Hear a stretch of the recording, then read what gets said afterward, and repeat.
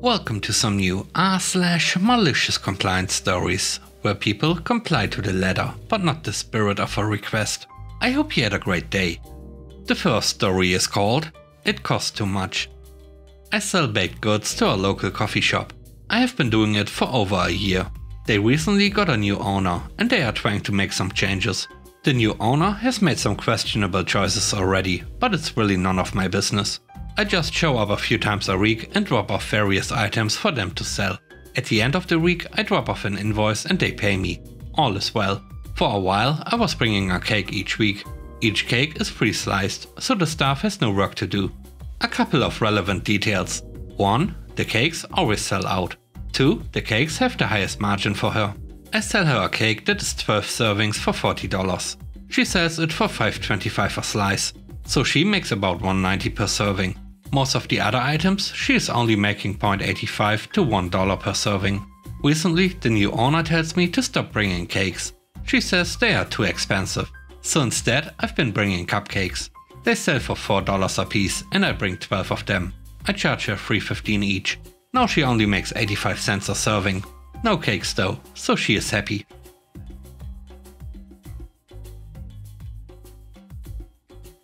The next story is called "No Price Match." Back in mid-October 2019, I purchased a new Microsoft Surface Pro 7 from a warehouse club known for great food samples. Awesome computer, still works just as great to this day. When the sales flyer came out for November, my new computer was going to be on sale for $200 off the purchase price. Sweet, I still got the receipt, I just get $200 back. I go into customer service with my receipt and the flyer. The rep looks at them, looks it up in the computer and says she can't do it. I'm a little surprised, I've had the computer for 2 weeks. The rep asks the manager to come over, who explains to me that due to fraud issues they've had, they cannot price match their flyer. The manager states that he can process a return for the item. I tell him that I really don't want to return the item, because all my personal info is now stored in it. And it's a waste for the company to have to take back my used computer and sell me a new one at a lower price. I explain this to the manager, but tell him for $200 I'm not going to just let this go without a resolution. He reiterates, I can process a return for a laptop. He really emphasized the A and did not say your. The light bulb goes off. I look at my receipt and realize that they do not track serial numbers with purchases. I thank the manager for his time and walk inside the store. I get an exact duplicate of my new computer and purchase it for $200 less than what I originally paid. I then take the new unwrapped computer and get back in the return line. I get a different wrap altogether and tell her I'd like to return this laptop. I hand her the unit I just purchased with my receipt for the more expensive computer. She looks it up and realizes that I've bought 2 of the computers, including one just minutes before.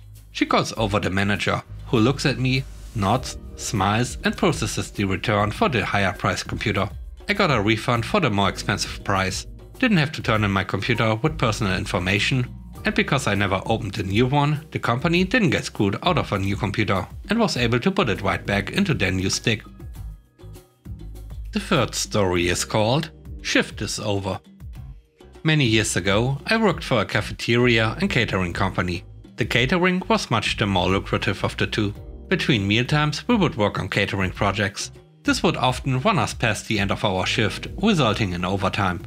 One of the managers, recently promoted, decided his thing was going to be eliminating overtime. He held a meeting and announced to the staff there would be no more overtime. Clock out at shift's end, no exceptions.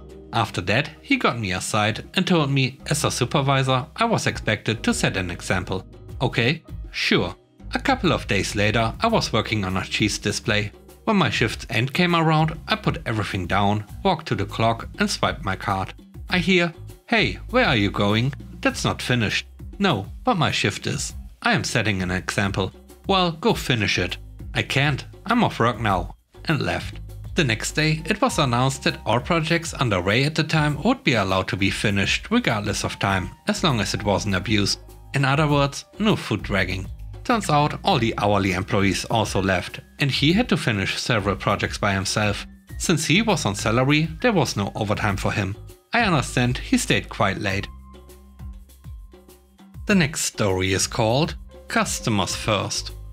About 10 years ago, I worked at a supermarket. I was working there for half a year or so already. Now, I'm one of those people that remembers exactly where stuff is and can direct people there the fastest way possible. Customers at one point started to recognize me and come to me when they wanted to find something, cause I was the fastest to help and also the most eager and friendly according to customer reports. One day I was working the same evening shift I always work, but there was a different floor manager who was either new or didn't work that shift before and doesn't know who I am. She seemed friendly at first, but at one point I figured out she was really controlling and constantly checking what the employees were doing. I was filling a rack with new products.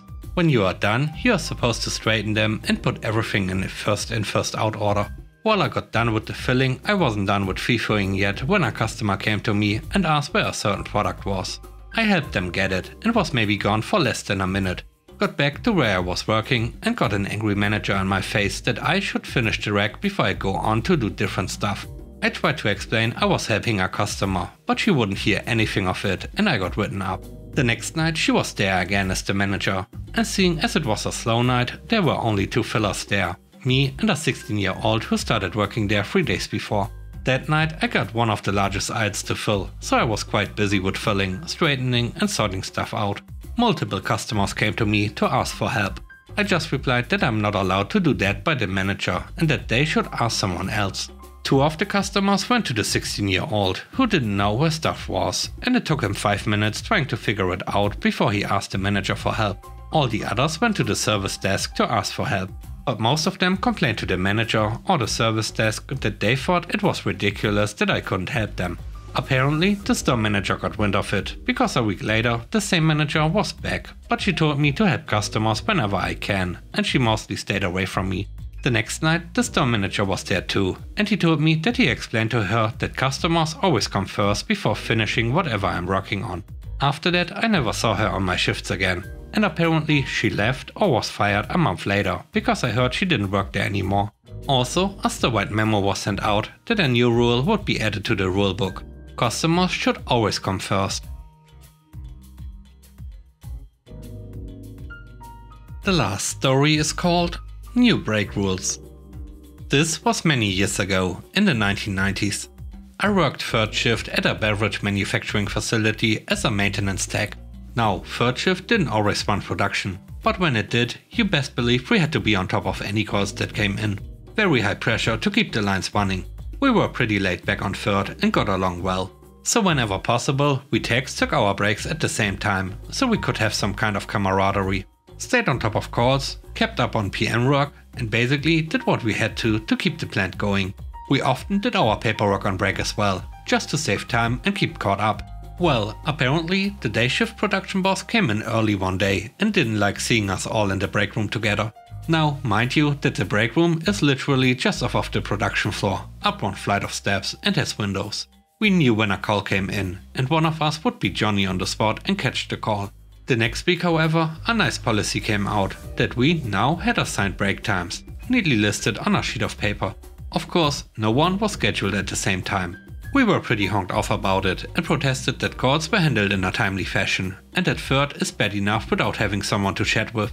Nope, management didn't want to hear it. For the record, our immediate manager had no problems with us taking breaks together. He knew that we were on the job, but it was out of his hands. It only took till the second day for everyone to be tied up on a call. I'm elbows deep in a machine that has the entire bottling line down. I look at the clock and literally drop my tools and walk off, with the production supervisor asking me where I'm going. It's my assigned break time. I'll be back in 15 minutes. It felt glorious. Over the next couple of days, the other guys had the opportunity to do the same. We absolutely loved every minute of it. We also stopped doing paperwork on breaks. If we were on break, we are not doing anything else. We got a talking to at the end of the week, but we were firm about, if it's break time, we are taking the break. You told us we have to. The next week, the sheet wasn't up, and the boss told us to carry on as usual. He did ask that we try not to be all in the break room at the same time, but whatever. We never did the paperwork again on break either. Good times. And with that, we end today's video. Let me know what you think about the stories. On a scale of 1 to 10, how would you rate the stories and today's video? I hope you enjoyed the video. If you like what I do and would like to support me, please subscribe and hit the like button. I hope you have a great day. Stay safe. Bye bye.